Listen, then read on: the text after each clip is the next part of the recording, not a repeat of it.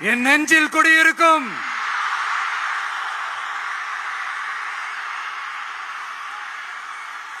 புதுச்சேரி மக்கள் உங்கள் அனைவருக்கும் என்னுடைய வணக்கம். வணக்கம் வணக்கம். எல்லாரும் எப்படி இருக்கீங்க?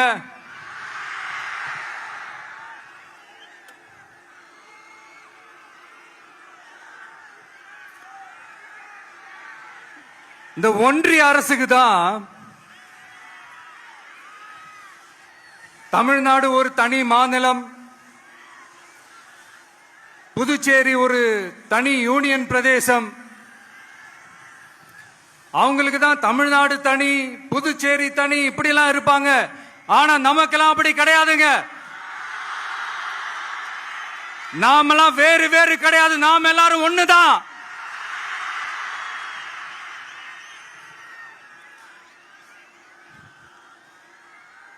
தமிழ்நாடும் புதுச்சேரியும் தனித்தனியாக இருந்தாலும் நாம் எல்லாரும் ஒண்ணுதான். நாம் எல்லாரும் சொந்தம் தான்.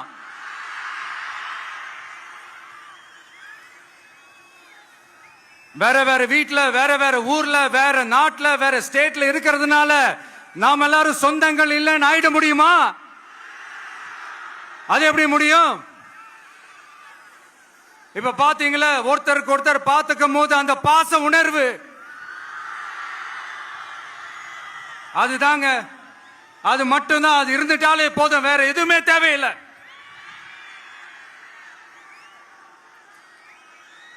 அதனால தமிழ்நாடு, புதுச்சேரி, கேரளா, கர்நாடகா, ஆந்திரா மட்டும் இல்ல, உலகத்துல எந்த மூலையில நம்ம வகைரா இருந்தாலும் அவங்க எல்லாருமே நம்மளோட உயிர் தான். அவங்க எல்லாருமே நம்மளோட உறவு தான்.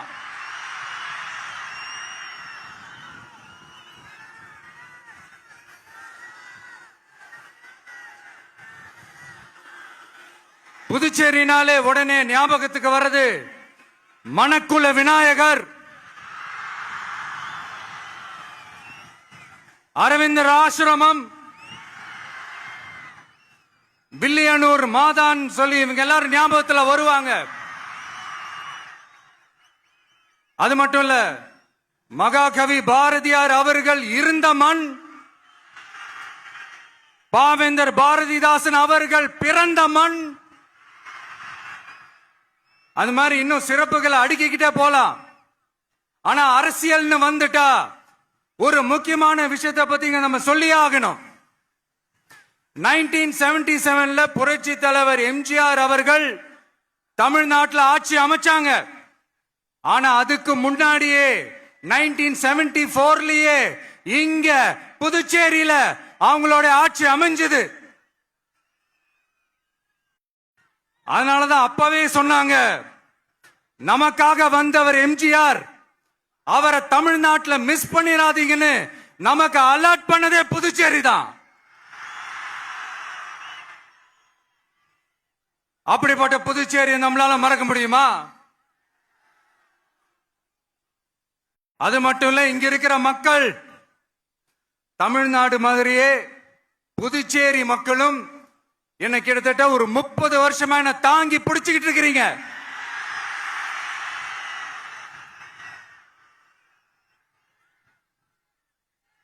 அதனால இந்த விஜய் தமிழ்நாட்டுக்கு மட்டும்தான் குரல் கொடுப்பான்னு நினைக்காதீங்க. அப்படி பண்ணாத தவறு. புதுச்சேரி மக்களுக்கும் சேர்த்து தான் குரல் கொடுப்பான். அது என்னுடைய கடமையும் கூட. அதனாலதான் இங்க நீங்க ஃபேஸ் பண்ற பிரச்சனைகளை பத்தி இன்னைக்கு நான் பேசுறதுக்காக வந்திருக்கிறேன்.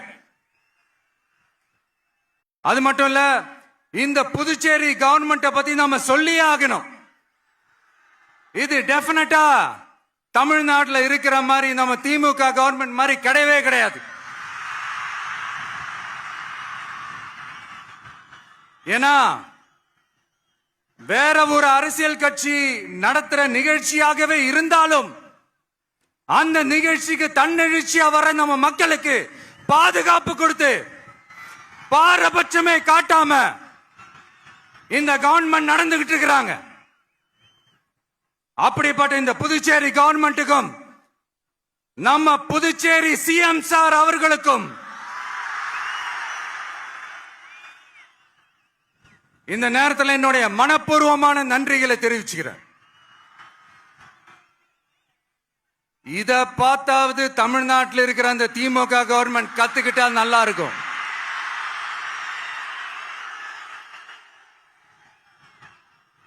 ஆனா அவங்க கத்துக்க மாட்டாங்க. பரவாயில்ல, வரப்போற எலெக்ஷன்ல 100% கத்துக்குவாங்க. அத நம்ம மக்கள் பார்த்துக்குவாங்க.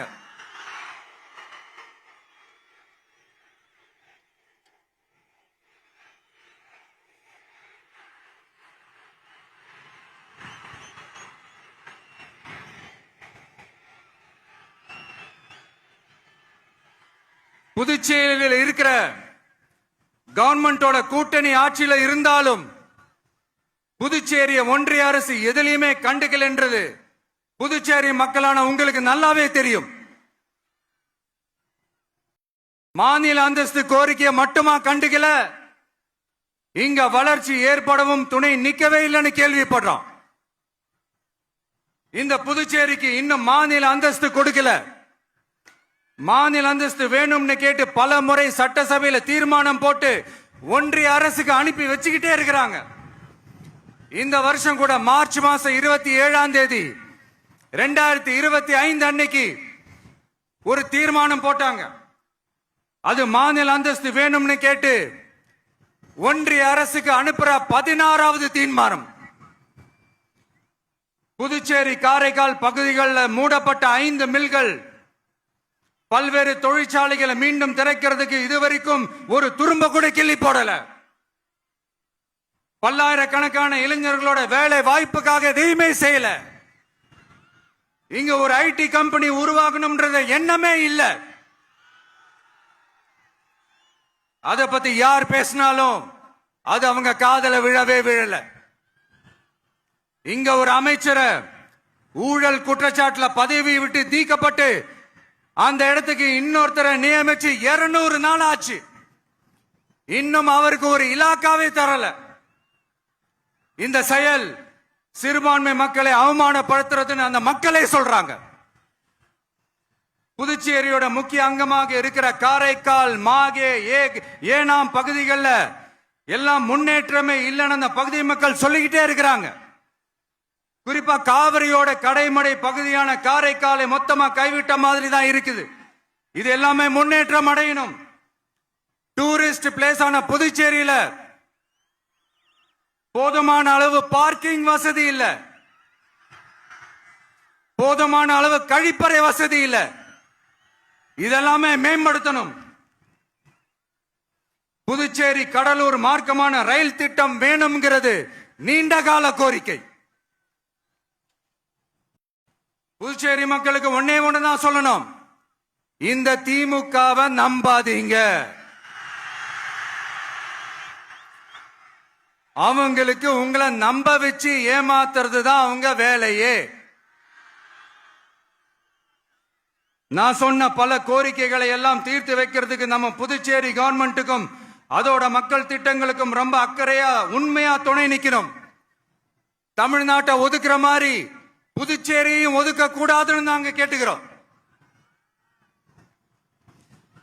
கிட்டத்தட்ட 20 லட்சம் பேர் வாழ்ற யூனியன் பிரதேசமான புதுச்சேரி மத்திய நிதி குழுவில் இடம்பெறவில்லை.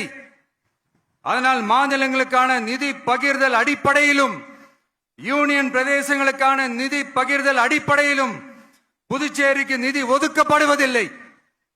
அதனால ஒவ்வொரு ஆண்டும் புதுச்சேரிக்கு தோராயமாகவே மத்திய அரசு நிதியை விடுவிக்கிறது. அந்த நிதியும் அரசு ஊழியர்களின் சம்பளம், ஓய்வூதிய தொகை உள்ளிட்ட திட்ட செலவுகளுக்கே சென்று விடுவதால் மீத தேவைக்கு வெளிச்சந்தையிலும் கடன் பத்திரங்களை கடன் வாங்குகிறது புதுச்சேரி. இந்த நிலைமை மாறணும்னா ஒரே வழி, மாநில அந்தஸ்து நம்ம புதுச்சேரி மக்களோட பல்லாண்டு கால கோரிக்கை. புதுச்சேரிக்கு போதுமான நிதி வரத்து இல்லாததுனால வெளியே கடன் வாங்க வேண்டியதா இருக்கு.